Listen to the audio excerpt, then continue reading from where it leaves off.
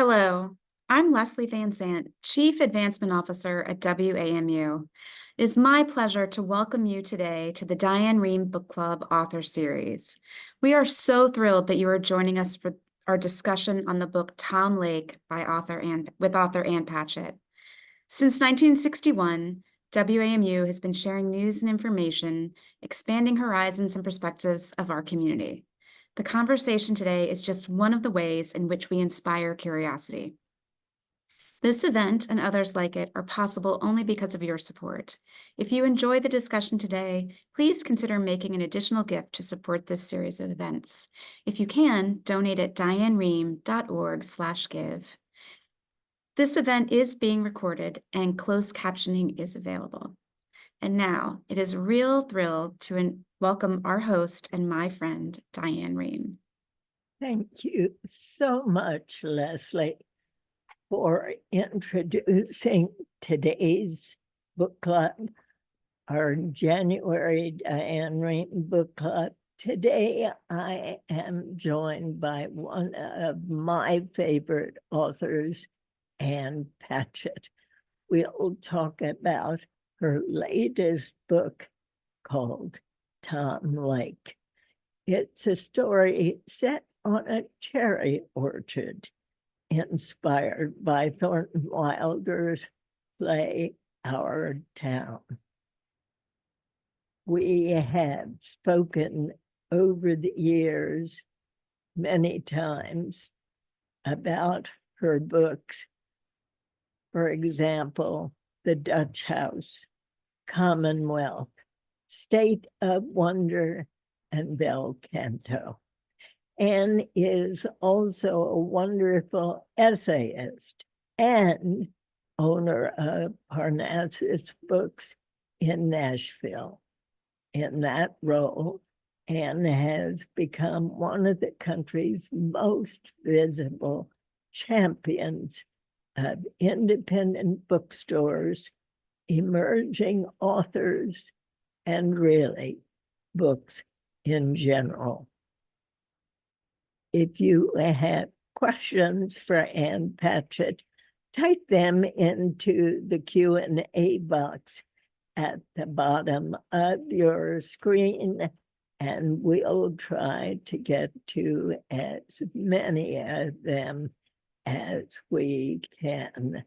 And Ann Patchett, I welcome you. I'm so glad to have you with us again.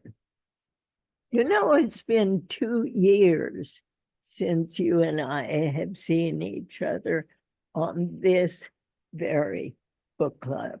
So I'm just delighted to see you again. So glad to see you. And for some reason, your sound is not on. Now Okay. it is. Okay, now good. it is. Now I can hear you. All Good. right. Thank you.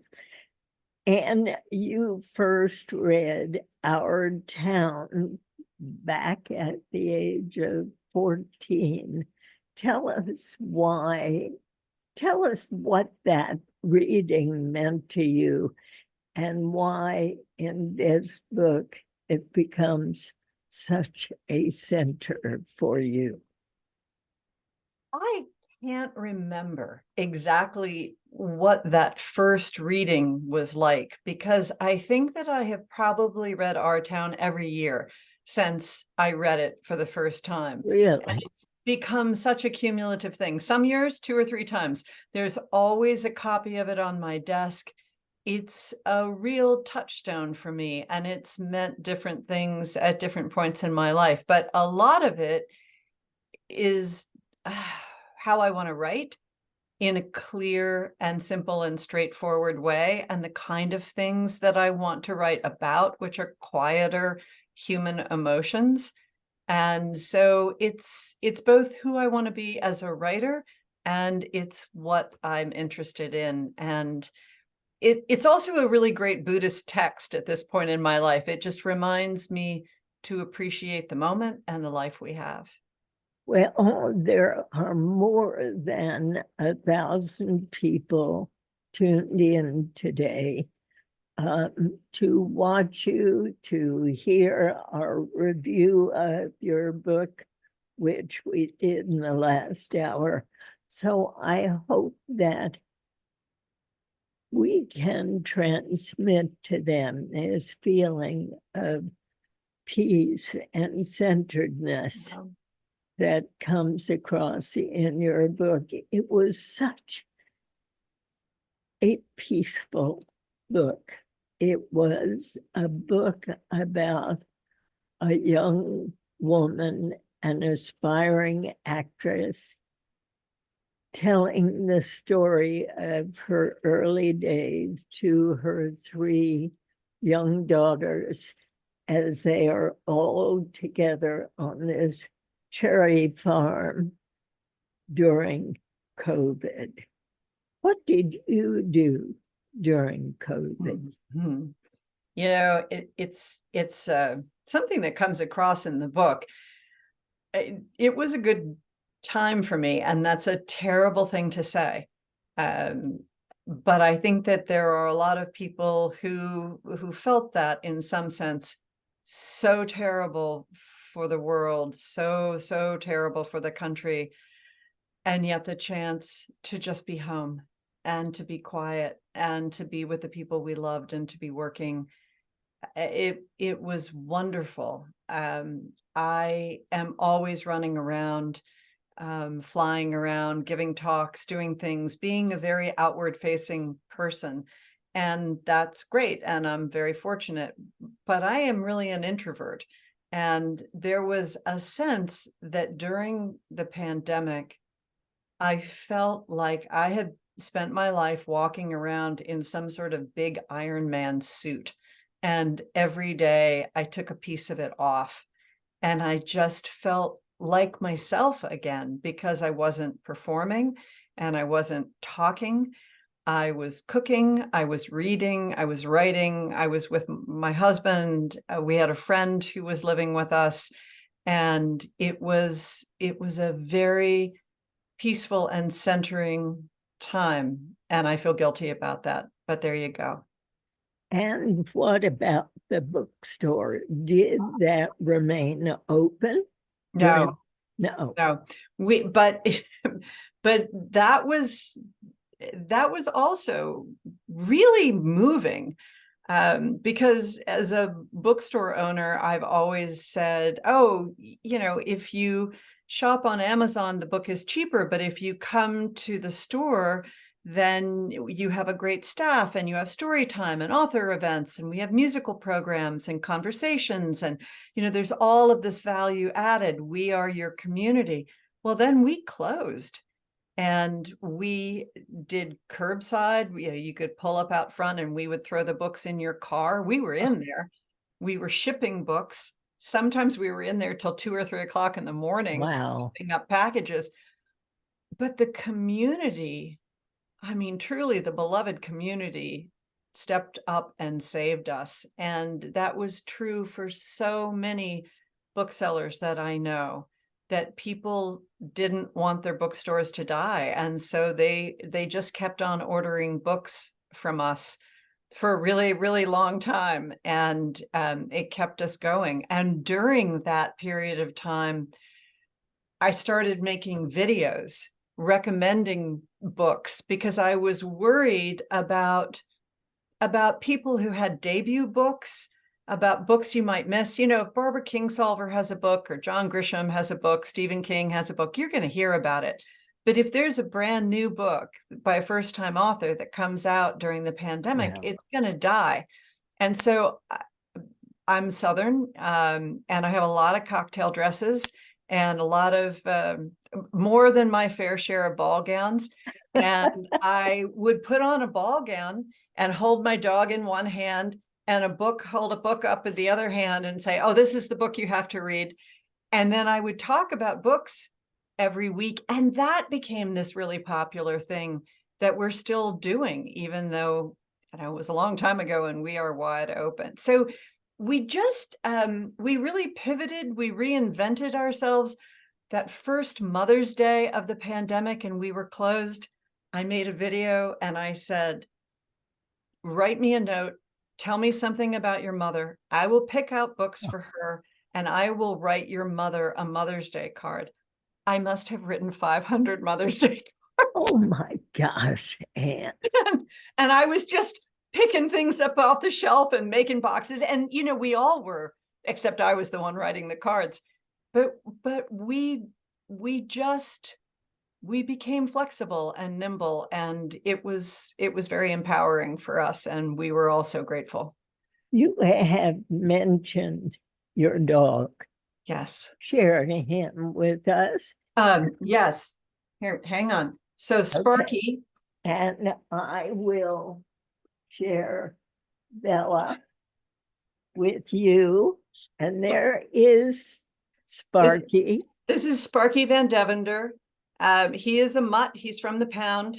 He's 12. And he is in all the videos from the bookstore. And so every week I say, hi, everybody, it's Ann Patchett and Sparky Van Devender of Parnassus Books, and then hold up books and talk about books. So the dog has worked very, very hard.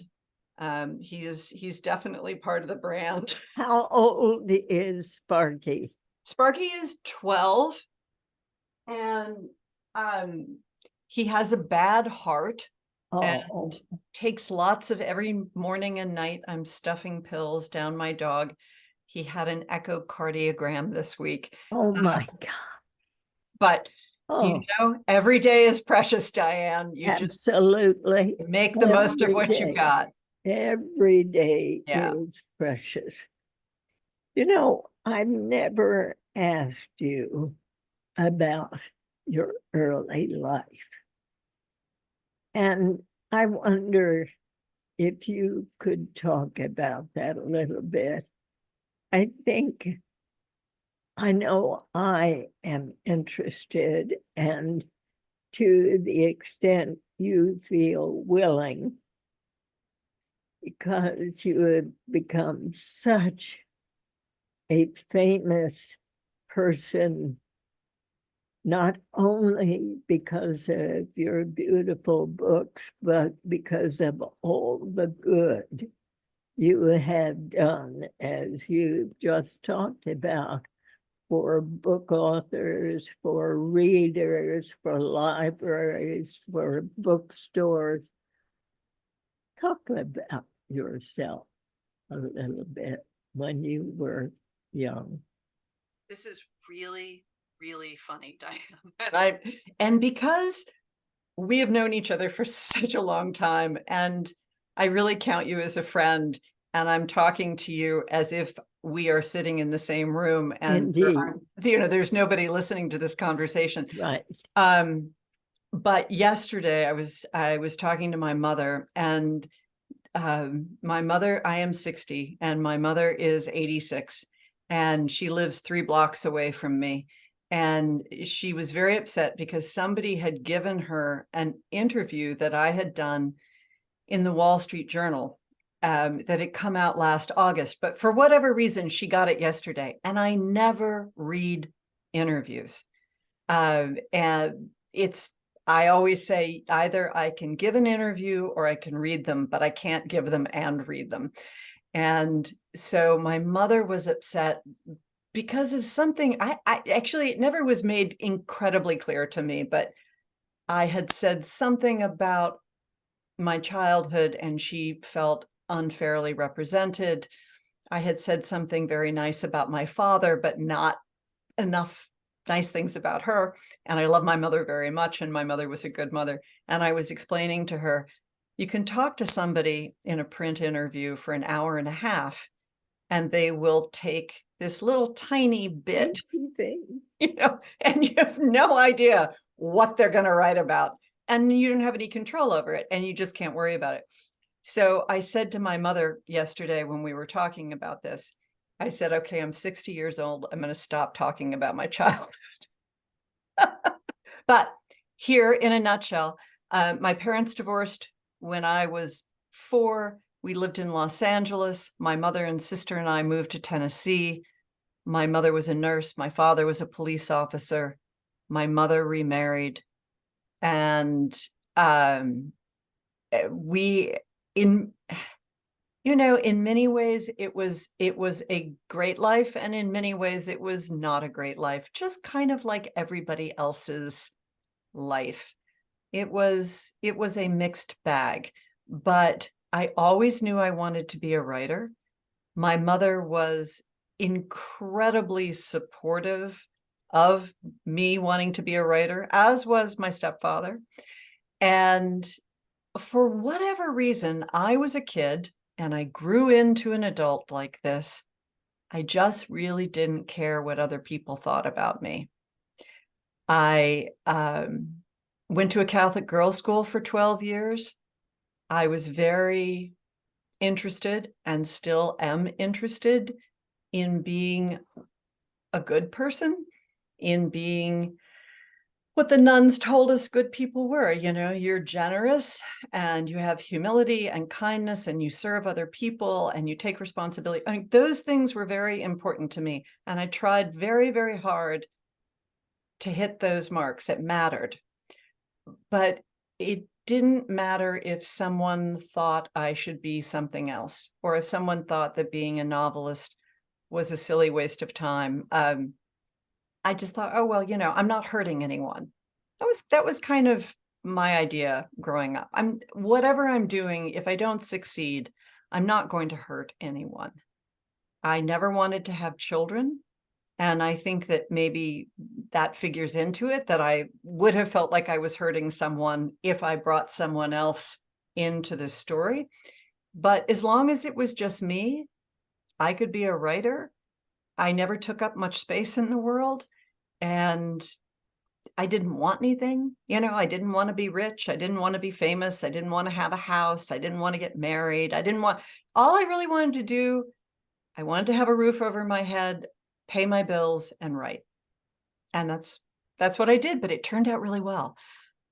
It certainly turned out very well, but you did have a very early marriage. I did. That lasted very briefly. Yes. A year or less. It was a year. I got married when I was 24. I married somebody that I met in graduate school at the Iowa Writers Workshop, and I got divorced when I was 25. And all I can say is the problem of going to Catholic girls' school, and then I went to Sarah Lawrence, which was co-ed, but there were only about 6 guys there when I was there. I mean, I really married the first person who asked me out for coffee, and that was a mistake. But I rectified it quickly. And then you married your current husband how many years ago? You know, we've been together 30 years because we started dating when I was 30.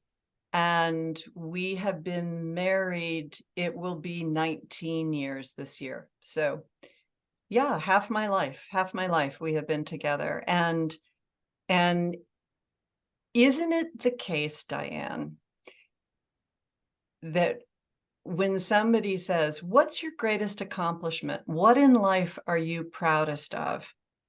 And I always think this relationship. How wonderful. Yeah. I mean, it takes work. It does. And it takes work. Good times, bad times. I mean, those marriage vows, they are right spot on. Richer, poorer, sickness, health, better, worse, long as you both shall live. Like, I really blew it the first time. And actually, that's why I didn't ever want to get married again. I was like, okay, I stood up when I was 24 and said all of these things, and I made it a year. I'm not going to make that promise again. But I waited 11 years. And then I finally said, okay. How did you meet your current husband? He was my mother's boss. My mother was a nurse, and she worked in Carl's office, and he's an internist. And I knew him, and he was married, and I lived in Boston, and I never gave him a single thought. One of my virtues, I never give married men a single thought. And he got divorced. And I was talking to my mother one day up in Boston, and she said, you will never guess. In a million years, you will never guess who Carl Van Devender wants to go out with. And I said, who? And she said, you. And I said, you're out of your mind. But lo and behold, I came home to visit and we went out to dinner. And 30 years later, here I am. How lovely. Yeah, It's a great story. it Thank is. you for sharing. And I promise never again, all the books you will write and all the times we will talk, I'll never ask again. But let me tell you something. One of the things that I really wanted to do in Tom Lake was write about a happy marriage. And that's what it is. It gave me such a sense of peace being with that family for the time I was reading this book, except Joe was a rascal. He was an instigator when he let fly, as the girls are watching Duke on the movie. He says, oh, your mother used to date him. Well, he let the whole cat out of the bag. Yeah, yeah. And there are all sorts of moments when you isolate a moment. I think, oh, well, this isn't autobiographical. And then you isolate a moment and I think, yeah, that is exactly the kind of thing that my husband does. And I think, what, how could you have said that? Why did you say that? That's not, why? We were so happy. Everything was fine. Why did you say that? And the answer is always, I simply wasn't thinking.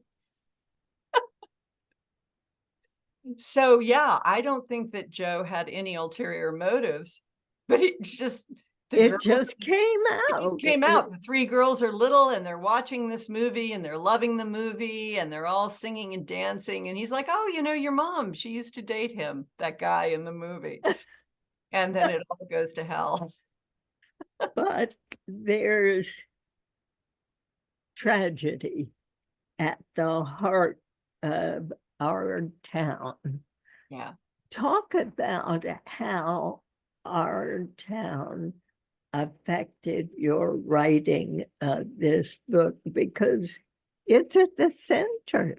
Yeah. Yeah. And people have said to me, oh, at what point did you pick our town to be the play that keeps circling back around? Because Laura plays Emily in our town in high school, then in college. And, you know, this is the role she keeps getting. And I said, oh, it was never that way. It was that I wanted to write a book about our town. It started with our town.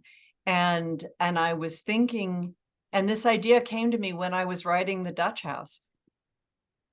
I want to write a book about a woman whose whole life was informed by having played Emily in our town in high school. And that was the idea for the book. And then it changed and changed and changed and became a million different things. But one of the interesting things about high school is that, like, kids in junior high can put this play on, right? And it works. And it works because there's such an innocence and directness and humanity in the role, and that in all of the roles in the play. And the kids really pick up on that. It's so heart forward. But is there also the representation of what death is, how inevitable it is for all of us? Yeah. And therefore, such a real play. Yes. Yes. And thereby, in this book, a real happening. Yes. The thing about our town is it's not that you walk away thinking, oh, death came for Emily. It's that you walk away thinking, oh, this is coming for all of us. there's going to be a chair in that cemetery for all of us.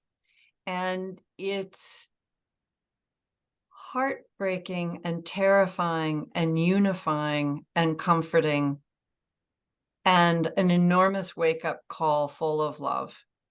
And it is all of those things, but that's what death is. How often do you and your husband talk about death? Oh, Diane. Oh my gosh. All the time. All the time, because he's a doctor. And I have shifted my thinking about death from, oh, death, that's so terrible, to, was it a good death? Ah, Was it a bad death? I think of my father, who had both Parkinson's and progressive supranuclear palsy. You know this well. And it was 4 years of the worst possible death, and nothing, no medication, no heroic measures, nothing done to save him. It was just awful. And then when my stepfather died, also at 84, and he died of kidney failure, and he made a decision. They said, you're in kidney failure. If you don't go on dialysis, you'll die in 3 weeks. And he said, 3 weeks? That sounds about right. Huh. And we all came there. Everybody got to see him. He saw everybody, and he went to sleep. And I just thought, oh, Mike, good for you. What a humane, kind death. And that's the way I think of death. And that's the way Carl and I talk really every single day about death, because that's the business he's in. Indeed. Always knows somebody who's dying. Carl is also 16 years older than I am, and he still takes the local paper. I get the New York Times and he gets the Tennessean, because he gets up every morning and he reads the obituaries. That is how he starts his day. And he says, oh, I went to school with him. Oh, he was a patient of mine. Oh, her mother was a patient of mine. And we begin every day with a catalog of death. How do you feel about the 10 states plus the District of Columbia, which have passed laws allowing medical aid in dying? I am so all for it. I mean, boy, we could really get into a long conversation. I mean, not only do I believe in it, I believe that we each have the right to control our bodies. That means we have the right to have an abortion. That means that we have the right to have 10 children if we want to have 10 children. And it means we have the right to have no children. And it means that if we are ready to go, then we are allowed to go. And with the kind help of people who know what they're doing. And again, I have seen this by spending half of my life with a doctor. Plenty of people out there being kind and being helpful all the time. And they deserve to have the full protection of the law. You know, I believe that since my husband died in 2014, working in behalf of medical aid in dying and testifying on the law in parts of the country. Here in DC, we do have the right to die. through medical aid in dying, but you in Tennessee do not. No, we're much too busy passing laws allowing people to store unlocked firearms in their glove compartment of their car. I mean, it's so insane. We're not allowed to have medical assistance in dying, but people are walking down the street with guns strapped to their thighs.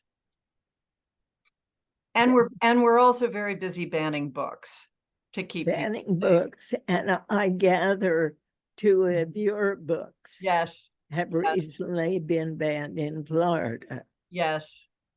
But I'll tell you, I wasn't upset, actually. It seemed sort of funny at first. But then I read the list of books that had been banned. Do you remember, I bet you do, a book, this came out in the 70s, it was huge, called Coma by Robin? Yes, of course. It was a medical thriller? Of course. Okay. Coma has been banned in this county in Florida. And so has Paradise Lost. And so has Madame Bovary. And so has It by Stephen King.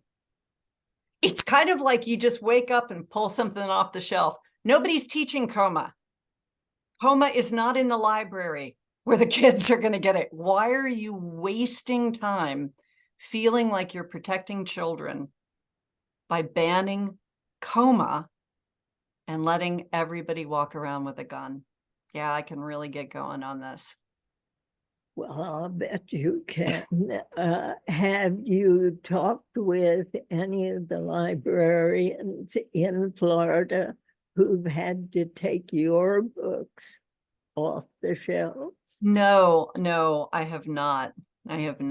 But boy, if I could send them all fruit baskets, I would. And again, it doesn't matter.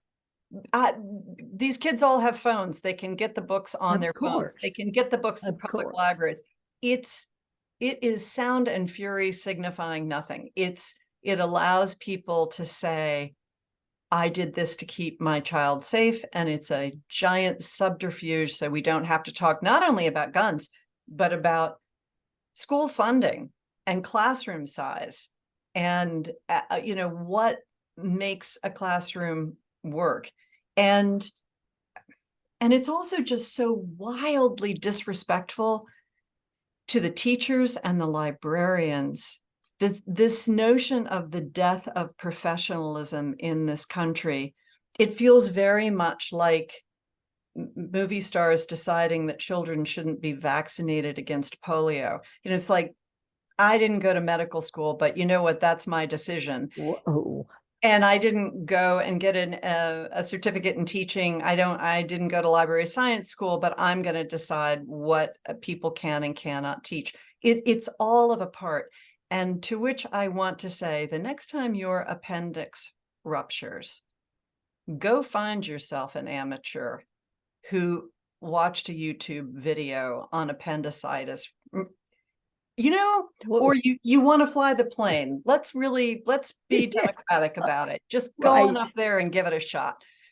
There are professionals. There are professional writers. There are professional interviewers, reviewers, teachers, librarians, people who know what they're doing. Let's give those people some respect. And you are a fabulous writer. And I have a question for you from a viewer who says, talk about your process. I've heard you plan out every plot carefully and methodically. How much do your characters interfere with you and your story? People love that. People love to believe that the characters come to you. They're real human beings, and they disrupt your life, and they write the book themselves, and they do not. I write the book. That's my job. And it's hard work. Yeah. There are plenty of things that are harder, but it is the mysticism. This is important. The mysticism and magical thinking that we surround writing with makes it much harder for people to write, because they sit down and they think, where is my muse? Why hasn't the muse come to me? Why haven't these people shown up to write a novel for me? Well, it's because you actually have to do it yourself. And if you can embrace that and embrace the fact that it's hard and it's tedious, and you have to throw big chunks of it away, not because the characters have hijacked your brain, but because you maybe made a mistake and it's not working out and you have to go back and rewrite it. How early did you begin to write? I never did anything else. I sold my first story to the Paris Review when I was 19, when I was an undergraduate. And when I was, 9, if you had met me and said, what are you going to be? I would say, I'm going to be a writer. You knew that. I just knew it. I just knew that. And that is really extraordinary, because I think so few people know exactly what they want to do with their life, and then so few people get to do it. And that is actually one of the really great things about my marriage, is that I am in a marriage with somebody who always wanted to be a doctor and is a doctor and really loves his work. And that's a wonderful thing. You probably wrote short little stories as a young kid. Yes. How did your mother feel about your stories? My mother was fantastically supportive, but not only that, God bless her, my mother took me really seriously. So, I wrote a lot of poems. I wrote little stories, and I would bring them to her.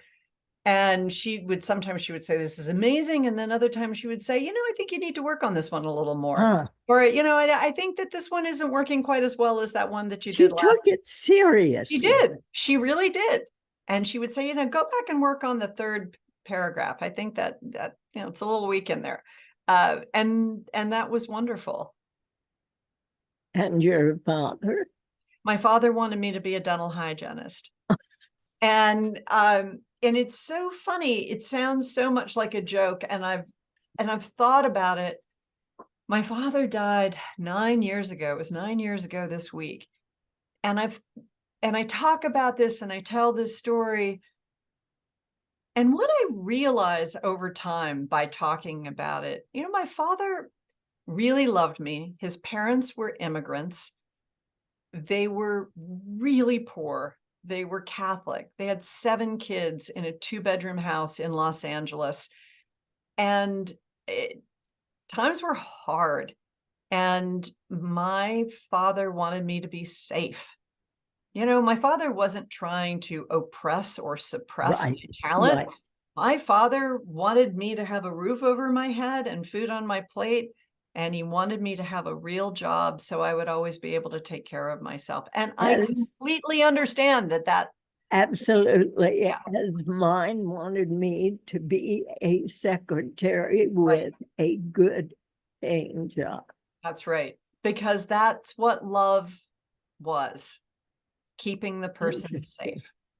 But I do love the message that you are giving to parents to take those little poems and paragraphs seriously, to think of them as something that you are interested in and want to share with your child. I think that's a great message.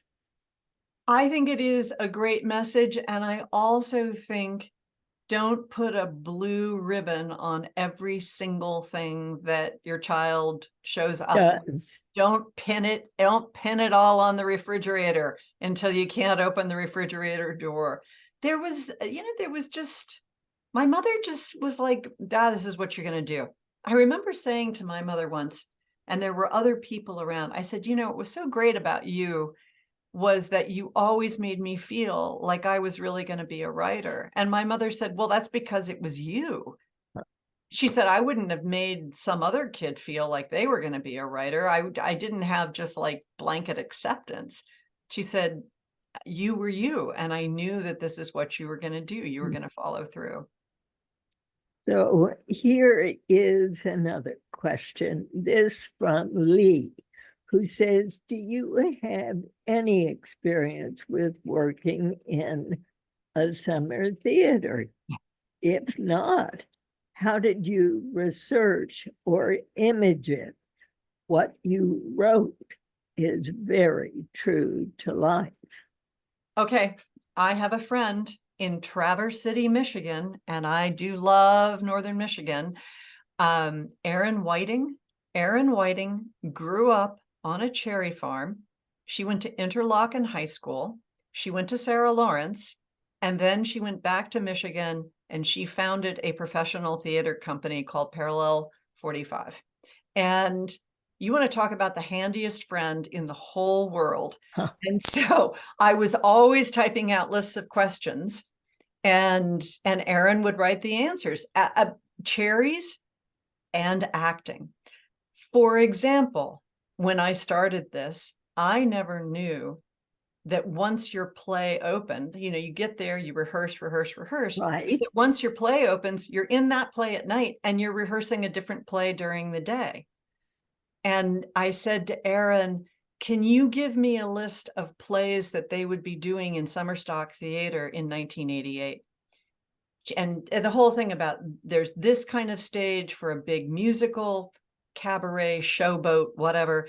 Then they have a black box theater for more serious plays. And one of the plays on her list was Sam Shepard's Fool for Love. And I love Sam Shepard. And I thought, what in the world could be worse than being Emily at night and then being May in Fool for Love during the day? Wow. Your head would crack open. And so anyway, Erin, can't say enough good things about her. Isn't that wonderful that you had such a friend, but also a demonstration of the kind of research a writer has to do to make a book like yours seem as authentic as it is? Yes, there was a moment when I was doing research and I went up to Traverse City and I said to Erin, help me find a farm for me. Oh. And it needs to be about this size and it should be this and this, this many people working there. She found me this wonderful farm, Barb Wunsch's farm. And when I went there, it was apple season. Cherries were all gone. And I asked them a lot of questions. Everything in that book is that farm. It's that house, it's that field, it's that path through the woods, and they're right on the lake. Everything, those are the trees, that's the cemetery, that's the farm. Cemetery. And when I was on book tour, I went back to Barb's farm. She had a luncheon for me, and it was cherry season. And I kept thinking, oh, I wish I had seen that. I wish I had seen that. I would have put that in. And then I thought, it's really important to not put in too many details. Too many, yeah. And I thought it's better that I came during apple season, because if I had come during cherry season, I would have swamped myself with details. And apple season comes after cherry season. Right. And the one concern expressed during the book, and one of our reviewers referred to it as perhaps you're going into global warming a bit, that the cherry farm was on a downhill path. Yeah. And that's very true. And once I started, reading back issues of the newspaper and reading about this region and about stone fruit, because the fruit belt in northern Michigan is this sort of magical microclimate that has to do with the water from the lake keeping the temperatures down. The lake gets warmer, everything changes. It's just a degree or two, but everything starts to change. Wow. And crops it's the same thing everywhere. You say, oh, that's the 100-year flood, that's the 100-year storm. Well, then why did it happen 3 years ago? Why is it happening again?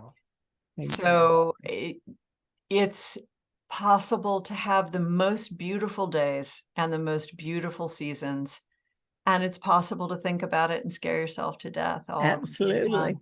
Both things are true. A question. It appears to me, this is from Tricia.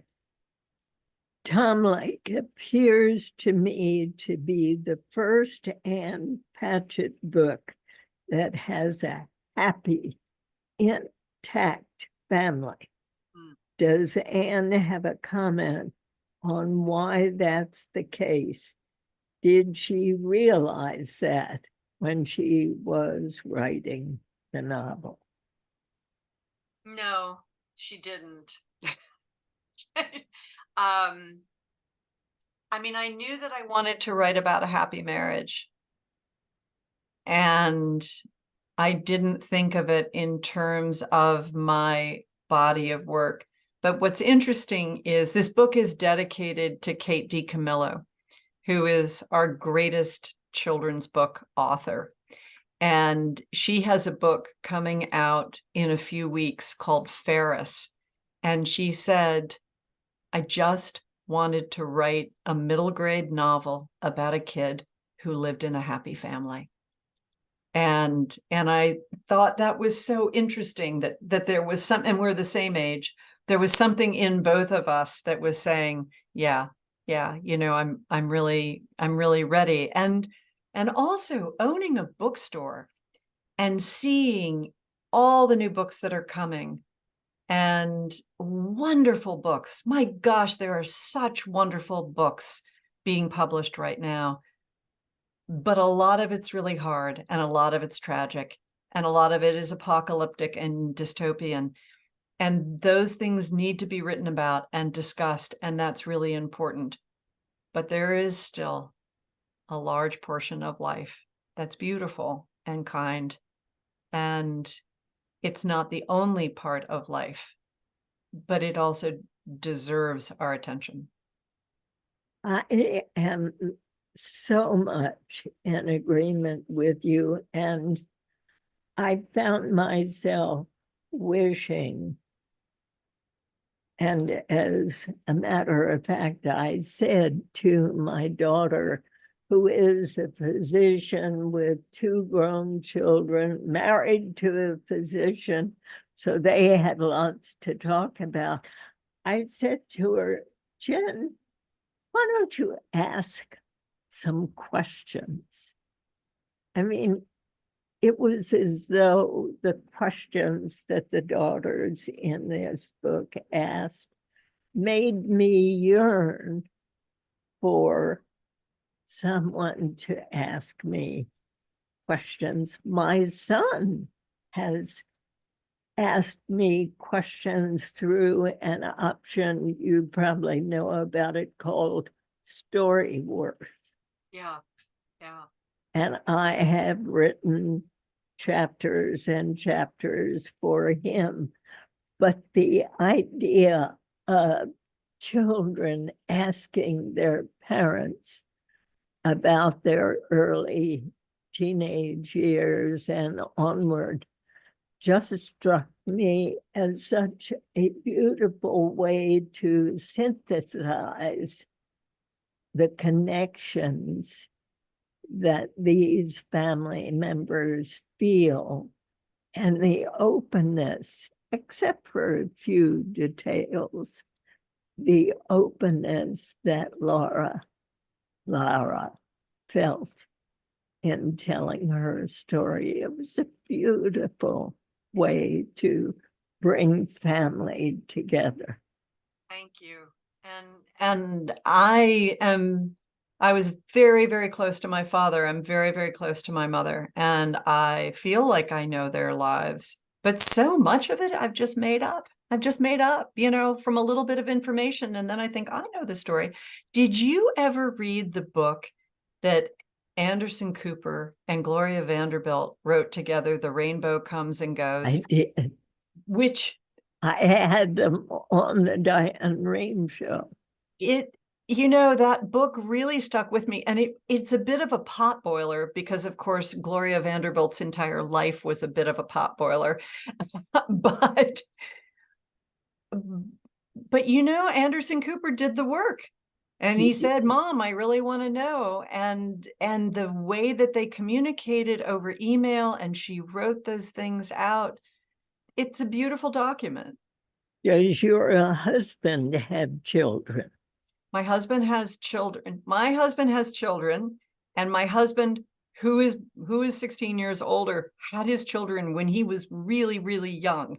He got married when he was 22. And so his children are 46 and 49. But here's the interesting thing. His mother is 102. Wow. Yeah. He has done a good job. Yeah.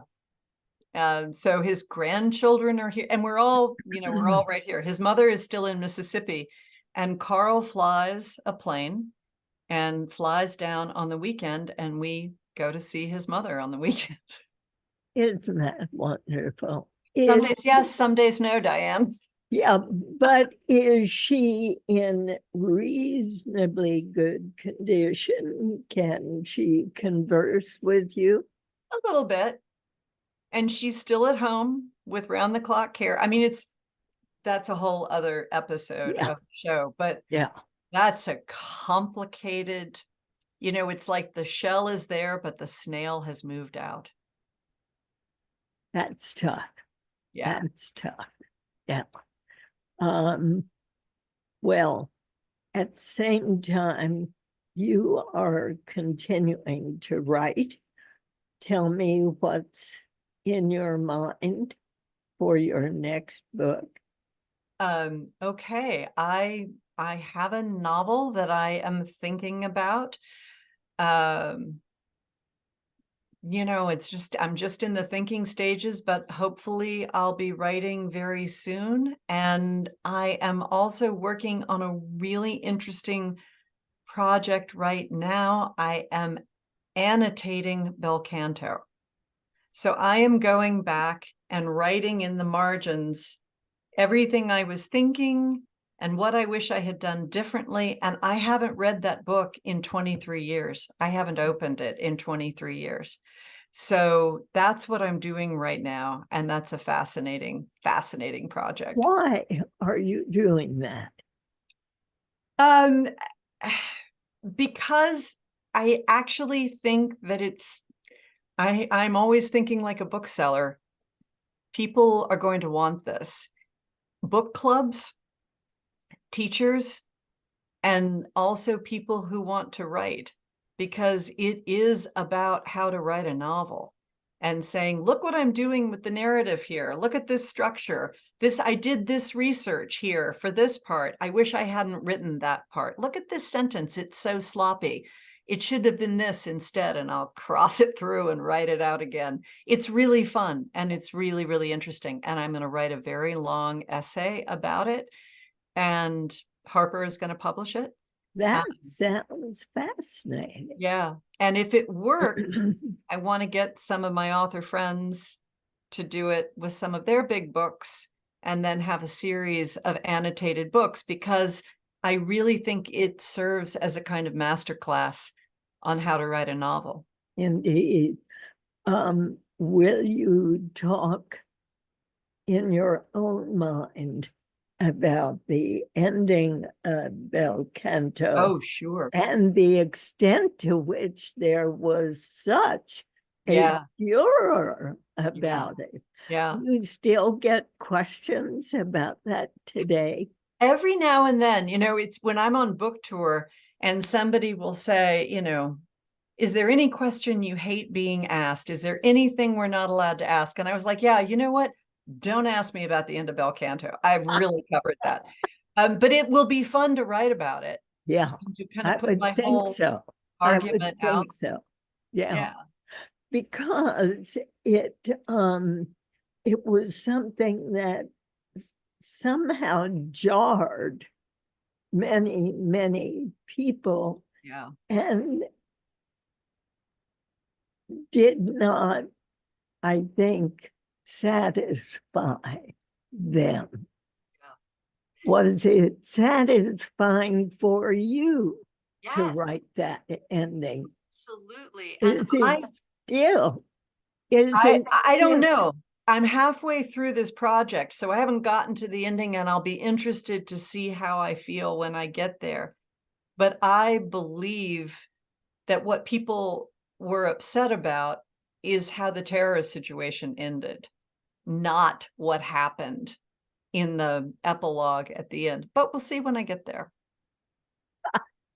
I think it's a great project because so many people want to write and yet don't know from an author's lips, don't have an opportunity to hear lectures, to fly to some writer's workshop. But a book like this really could be so helpful. Yet another sign, Ann Patchett, of your generosity and spirit. Truly. Well, we'll see. I mean, things that I would never do. Anytime I use an adjective in bel canto, I use 3. Whenever one would do, I use 3. Adverbs, there is no place for them. Get rid of them. Words like even, more, much, always, actually, oh my gosh, really, just strike them through. No one needs them. So there's a way in which I'm reading this book and I'm thinking, I sort of feel like Taylor Swift, like I want to do the Ann's version. What I would really, really like to do is just type the whole thing over again. Same story, just make it better. Just take the adverbs out and a bunch of the adjectives and just make it cleaner and sharper. That would be my dream. Ann Patchett, you sound just like my dear late editor, Bob Gottlieb. Oh, Bob Gottlieb. You know, I went to his funeral. I heard Bob Caro and his daughter, the filmmaker, speak about him. Oh, and to lose an editor, it's very hard. But I am going to read that book you've thought about and are in the process of doing, and hope that you will teach me how to be a better writer. Ann Patchett, thank you so, so much for joining us today. It's been an absolute wonder to have you with me. I love you, Diane. I just am thrilled to be with you. Thank you for Ann. having me. I love you as well. I'll talk to you again. Bye-bye.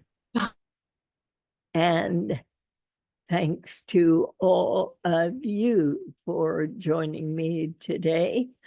The next book club meeting will be on Wednesday, February 28th.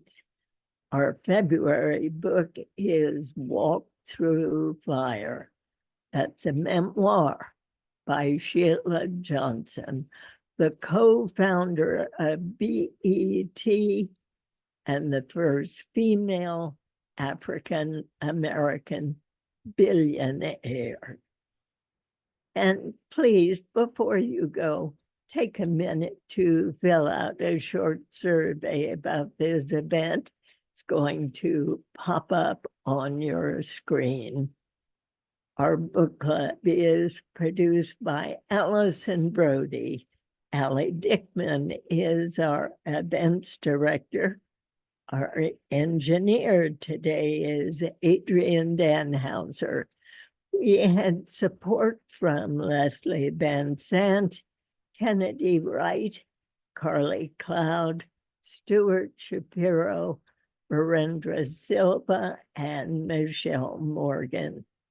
And I want to say here a special word of thanks to Nina Hernandez Fink. She is a high school junior at Schools Without Walls. She's been so helpful to us here at the book club for the last few months, and today is her last day. Nina, we wish you well. Thank you so much for all your good work, and good luck in all your endeavors. Thanks to all of you for attending. I'm Diane Rehm, and I'll hope to see you again next month.